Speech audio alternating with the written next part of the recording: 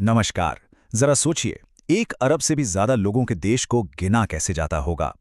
आज हम 2011 की भारतीय जनगणना के पन्ने पलटने वाले हैं और यकीन मानिए, ये सिर्फ नंबर नहीं है, ये हमारे देश की पूरी कहानी है। देखिए, सवाल भले ही सीधा लगे पर इसका जवाब बहुत गहरा है।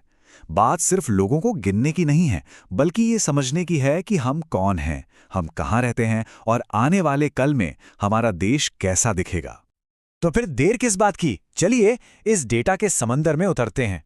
हम शुरुआत करेंगे एक बड़े पर्सपेक्टिव से और फिर धीरे धीरे भारत की जो असली पहचान है, यानी इसकी विविधता, उसकी गहराइयों में जाएंगे। तो सबसे पहले ये समझते हैं कि 2011 की ये जो जनगणना थी वो इतनी खास क्यों थी। इसका एक स्लोगन भी था, हमारी जनगणना हमारा भविष्य। आखिर ऐसा क्यों कहा गया? जरा सोचिए, ये भारत की 15वीं राष्ट्रीय जनगणना थी, एक ऐसी परंपरा जो ब्रिटिश दौर से चली आ रही है। और अगर आजाद भारत की बात करें तो ये 7वीं जनगणना थी। इसे लीड कर रहे थे जनगणना आयुक्त सी चंद्रमौली, और इसका नारा हमारी जनगणना हमारा भविष्य बिल्कुल सटीक बैठता है। एक और जरूरी बात, ये सारे आंकड़े एक खास तारीख 1 मार्च 2011 के हिसाब से हैं। अच्छा, अब बात करते हैं उन बड़े बड़े नंबर्स की जो सच में दिमाग घुमा देते हैं। भारत आखिर कितना बड़ा है, चलिए इन आंकड़ों से समझते हैं। 121 करोड़ यानी 1.21 अरब। ये नंबर इतना बड़ा है कि इसे सोचना भी मुश्किल लगता है। 2011 में दुनिया का हर छठा इंसान भारतीय था। मतलब ग्लोबल स्टेज पर हमारी एक बहुत बड़ी भूमिका और जिम्मेदारी बनती है। और एक दिलचस्प बात देखिए, सिर्फ 10 साल में यानी 2001 से 2011 के बीच हमारी आबादी 17.64% बढ़ गई थी। उस वक्त हम चीन के ठीक पीछे दुनिया के दूसरे सबसे ज्यादा आबादी वाले देश थे। हालांकि अब यह स्थिति बदल चुकी है। देखिए, कुल आबादी का आंकड़ा तो एक बात हो गई, पर इस आबादी की कह सकते हैं सेहत कैसी है। चलिए कुछ और जरूरी आंकड़ों से अपने देश का एक तरह का डेमोग्राफिक हेल्थ चेक करते हैं। सबसे पहले देखते हैं जनसंख्या घनत्व, यानी एक जगह पर कितने लोग रहते हैं। सोचकर देखिए, हर एक स्क्वायर किलोमीटर के एरिया में औसतन 382 लोग रह रहे थे।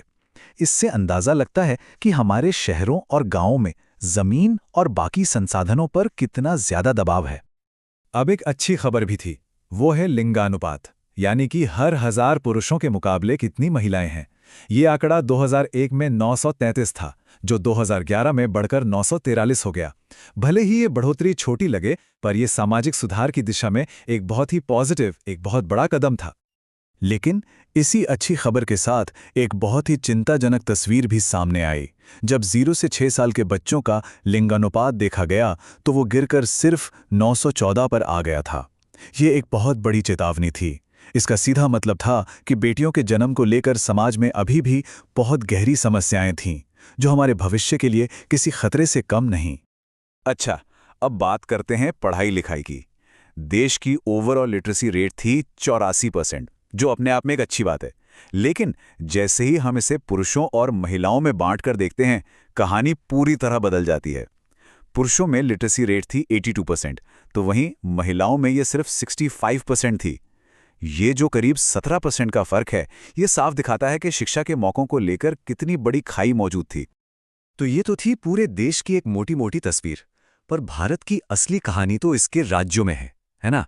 चलिए अब जरा और अंदर चलते हैं और देखते हैं कि नेशनल एवरेज के पीछे राज्यों में कितनी अलग अलग दुनिया बसती है।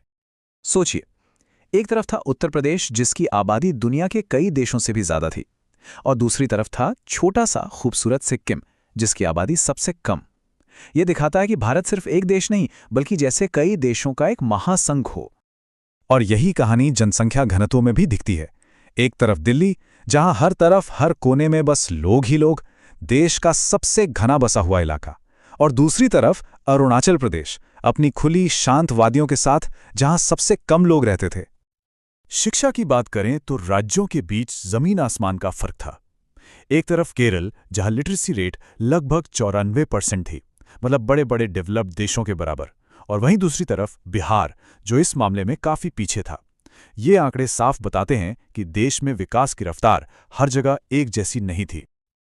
अच्छा, इन नंबर से थोड़ा आगे बढ़कर अब भारत की आत्मा को समझते हैं, यानी यहाँ की संस्कृति, लोगों की आस्था और उनके काम धंधे। चलिए अब समाज के इसी ताने बाने को थोड़ा और करीब से देखते हैं। 2011 के आंकड़ों के मुताबिक देश की करीब 80% आबादी हिंदू थी। इसके बाद लगभग 14% मुस्लिम आबादी थी, जो कि दुनिया की सबसे बड़ी मुस्लिम माइनॉरिटी आबादी में से एक है।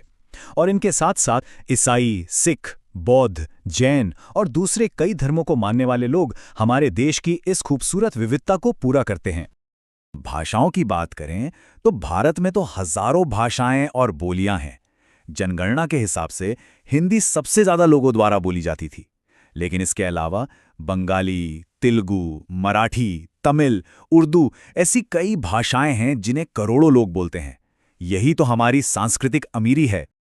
अच्छा, इस देश को चला कौन रहा है? मतलब काम करने वाले लोग कितने हैं? तो 2011 में हमारी कुल आबादी का करीब 40% हिस्सा वर्किंग पॉपुलेशन था। इसमें वो लोग भी शामिल हैं जो पूरे साल काम करते हैं और वो भी जो कुछ महीनों के लिए काम करते हैं। ये आंकड़ा हमें देश की इकोनॉमी की रीढ़ की हड्डी की एक झलक देता है। तो इतने सारे आंकड़े तो देख लिए, पर एक सवाल मन में आता है कि सरकार इतना ज्यादा समय, पैसा और मेहनत इस एक काम पर क्यों लगाती है? आखिर इन नंबर्स में ऐसी क्या ताकत है? जवाब बहुत सीधा है।